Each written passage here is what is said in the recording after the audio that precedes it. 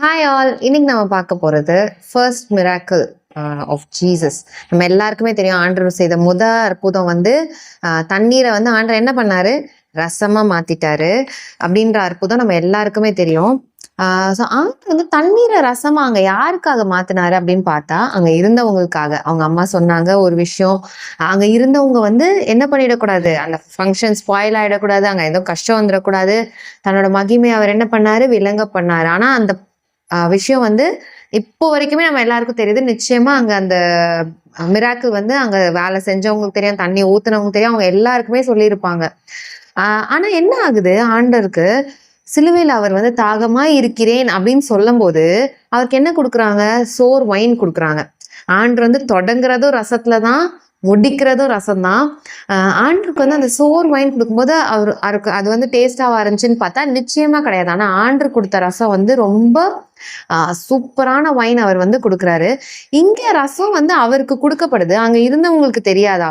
இவரால வந்து ரசத்தை என்னவாதான் திரும்பி மாத்த முடியும், தண்ணீரா மாத்த முடியும்னு அவங்க எல்லாருக்கும் தெரியும்.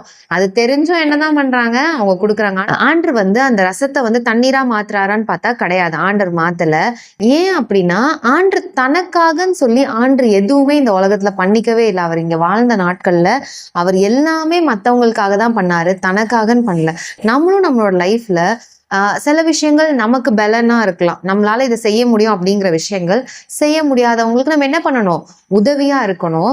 இந்த வசனம் பார்ப்போம், ரோமர் 15:1-3 பார்க்கலாம். அன்றியும் பலமுள்ளவர்களாகிய நாம் நமக்கே பிரியமாய் நடவாமல் பலவீனருடைய பலவீனங்களை தாங்க வேண்டும் அப்படின்னு வசனம் சொல்லுது. ஸோ எப்படி அப்பாவால் அதை செய்ய முடியும், ஆனா தனக்காக didn't do anything. ஆனா அன்னைக்கு காணாவூர்ல அவ்வளோ பேர் இருக்காங்க, அவ்வளோ மக்களுக்காக ஆண்டவர் என்ன பண்ணாரு, அந்த அற்புதத்தை நிகழ்த்தினாரு. அவர் நினைச்சா அவ்வளோ தூதர்கள் கொண்டு வர முடியும்னு அவருக்கு தெரியும். அவர் சொன்னா எவ்வளவோ நடக்கும், அதிகாரம் சகலமும் அவருக்கு கொடுக்கப்பட்டிருந்துச்சு. ஆனா ஒண்ணு கூட அவர் தனக்காக உபயோகப்படுத்திக்கவே இல்லை. எல்லாமே நமக்காக செஞ்சார் ஆண்டவர். எல்லாமே நம்ம சந்தோஷமா இருக்கணும், நம்ம நல்லா இருக்கணும், நம்ம பிள்ளைங்க ஹாப்பியா இருக்கணும், நம்ம பிள்ளைங்க மன்னிக்கப்படணும், நம்ம பிள்ளைங்க நித்திய வாழ்க்கைய வாழணும், எட்டர்னல் லைஃப் அவங்களுக்கு கொடுக்கப்படணும் அப்படின்னு தான் ஆண்டவர் யோசிச்சாரு. 3வது வசனம், கிறிஸ்துவும் தமக்கே பிரியமாய் நடவாமல் உம்மை நிந்திக்கிறவர்களுடைய நிந்தனைகள் என்மேல் விழுந்தது என்று எழுதியிருக்கிறபடியே நடந்தார். கிறிஸ்துவும் தனக்கு பிரியமா வாழல, அவர் இஷ்டப்படி இந்த உலகத்துல வாழ்ந்தாரான்னு பார்த்தா கிடையாது. அவருக்கு பிரியமா வாழல, எல்லாமே அவங்க அப்பாவுக்கு பிரியமா வாழ்ந்தாரு, அவங்க அப்பா சொன்னதை செஞ்சாரு. ஸோ மெனி டைம்ஸ் நம்மளும் நம்மளோட லைஃப்ல we fail to give things to God. அன்னைக்கு காணாவூர்ல எப்படி அந்த எம்டி வெசலை அவங்க கொடுக்க ரெடியா இருந்தாங்களோ தண்ணி ஃபில் பண்றதுக்கு, இவங்கெல்லாம் இந்த வைனை கொடுத்தாங்க, ஆனால் தனக்காக ஆண்டர் பண்ணல. ஆனா நமக்காக ஆண்டர் எதையும் செய்ய வல்லவரா இருக்கிறார் அப்படின்னு நம்ம எல்லாருக்குமே தெரியும்.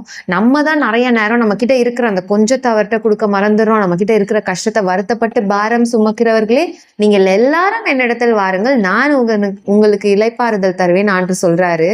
ஆனா நம்ம தான் அநேக நேரம் நம்மளோட கஷ்டங்களையும் நம்மளோட பாரங்களையும் நம்மளோட உபத்திரவங்களையும் நம்மளோட சோதனைகளையும் அவர்கிட்ட கொண்டு போகாம நிறைய நேரம் நம்ம சோர்வாகி நம்மளோட இஷ்டத்துக்கு நம்மளோட ஒரு முடிவு எடுத்துட்டு நம்ம எதுக்குமே நமக்கும் அந்த முடிவு பிரயோஜனமா இருக்காது, மற்றவங்களுக்கும் பிரயோஜனமா இருக்காதுங்கிற சூழ்நிலையை நம்மளே அந்த கான்சிக்வன்சஸ்ல கஷ்டப்படுறோம். ஸோ நம்ம கிட்ட என்ன முடிவு நம்மளால எடுக்க முடியலனாலும், நம்ம என்ன ஒரு சிச்சுவேஷன்ல இருந்தாலும் அவர் நமக்காக எதை வேணா செய்வாரு, தனக்காக செய்ய மாட்டாரே ஒழிய நமக்காக அவர் நம்ம மேல வச்சிருக்கிற அன்பு நிமித்தமா எது வேணா செய்ய ஆண்டவர் வல்லவரா இருக்கிறார்.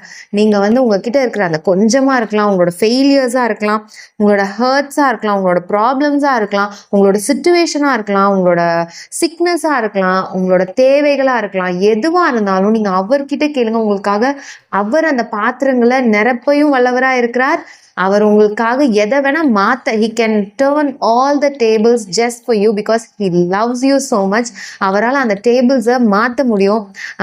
எந்த சூழ்நிலையை வேணா உங்களோட வாழ்க்கையில் அவரால் புரட்டி போட முடியும். அப்படி அவர் புரட்டி போடலையா, அது வழியா அவரால் உங்களை கொண்டு வரவும் முடியும். ஏன்னா ஜெயத்தின் தேவன், எல்லாத்துலயும் வெற்றி சிறந்த தேவன் உங்க கூட இருக்கிறாரு, நம்ம கூட இருக்கிறாரு. அவர் உங்களை எல்லாத்துலயும் வெற்றி சிறக்க பண்ணுவாரு. ஈவன் இன்னொன்னு ஃபேமிலி லைஃப்லயுமே உங்களுக்கு ஏதாவது லேக்கு, உங்களுக்கு ஏதாவது கஷ்டம், உங்களோட சூழ்நிலைகள் இப்படி இருக்கு அப்படின்னு சொன்னா அதையுமே நீங்க ஆண்டர்கிட்ட தான் எடுத்துட்டு போகணும். அவர் உங்களுக்கு எல்லா காரியங்களையுமே மாத்தி தர்றதுக்கு வல்லவரா இருக்கிறார். Even if you lack in faith, உங்களுக்கு ஃபெய்த்ல வந்து லேக் இருக்கு, ஆண்டவரே என்னால இது விசுவாசிக்க முடியல, ஆண்டவரே இந்த காரியத்தை கொடுத்து எனக்கு பயமா இருக்கு, ஆண்டவரே இந்த காரியம் என்ன ஆக போதோ எனக்கு குழப்பமா இருக்கு, ஆண்டவரே இதை குறித்து எனக்கு டவுட்டா இருக்கு. Even if you have some doubts, அதை ஆண்டவருக்கு எடுத்துட்டு போங்க.